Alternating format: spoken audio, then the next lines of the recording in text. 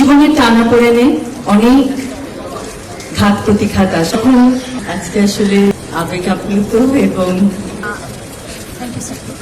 আসসালামু আলাইকুম, আমি ডাক্তার ইফরিত আলম ফাল্গুন। আমি প্রেসিডেন্ট ব্যাচের একজন শিক্ষার্থী।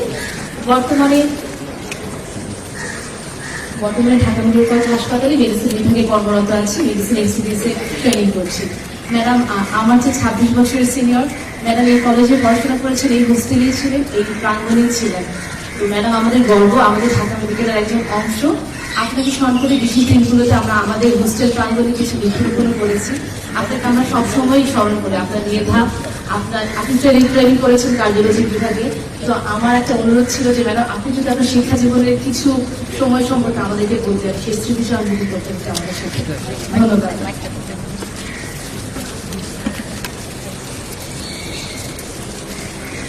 আমি আজকে আসলে আবেগ আপ্লুত এবং সবাইকে জানাচ্ছি শুভেচ্ছা। এই ঢাকা মেডিকেল কলেজ 2026 81তম প্রতিষ্ঠাবার্ষিকী স্মৃতি বিজড়িত এই প্রাঙ্গণে এসে অনেক কথাই মনে পড়ছে। সময়ের অভাবে হয়তো সব বলা হবে না, কিন্তু অনেক ধন্যবাদ। আপনারা আমাকে মনে করে বৃক্ষরোপণ করেছেন, অনেক অনুষ্ঠানে আমাকে স্মরণ করেছেন। সবার জন্য রইল অনেক শুভেচ্ছা আর ভালোবাসা, শুভকামনা। ইনশাআল্লাহ সকলকে ধন্যবাদ। আসসালামু আলাইকুম ম্যাম, আমি আফসারা তাসনিম হুমায়রা, K79 ব্যাচ। আমি running student, final year. Ma'am, প্রথমেই কৃতজ্ঞতা জ্ঞাপন করছি এত ব্যস্ততম সময়ের মধ্যেও আমাদেরকে সময় দিয়েছেন।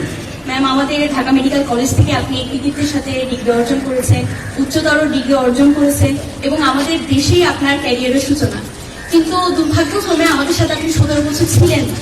ম্যাম, আমরা এও জানতে পেরেছি যে বিভিন্ন জাতীয় এবং আন্তর্জাতিক ক্রান্তি লগ্নে স্বাস্থ্য সেবা, যেমন আমাদের বন্যার্তদের চিকিৎসা কর্মীদের যে আপনি প্রয়োজনীয় দিক নির্দেশনা দিয়েছেন এবং ফিলিস্তিনি যে ক্রাইসিস ছিল ম্যাম, ওখানে আপনার দিক নির্দেশনা সম্পর্কে আমরা জানতে পেরেছি।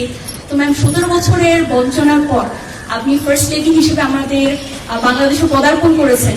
ম্যাম, এই নিয়ে আপনার অনুভূতিটা জানতে চাচ্ছিলাম। ধন্যবাদ।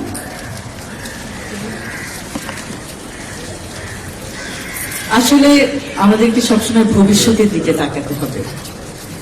ভবিষ্যৎ আরো উজ্জ্বল হবে।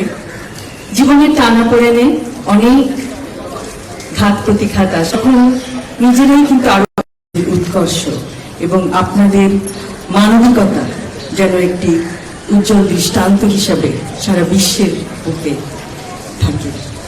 অনেক ধন্যবাদ।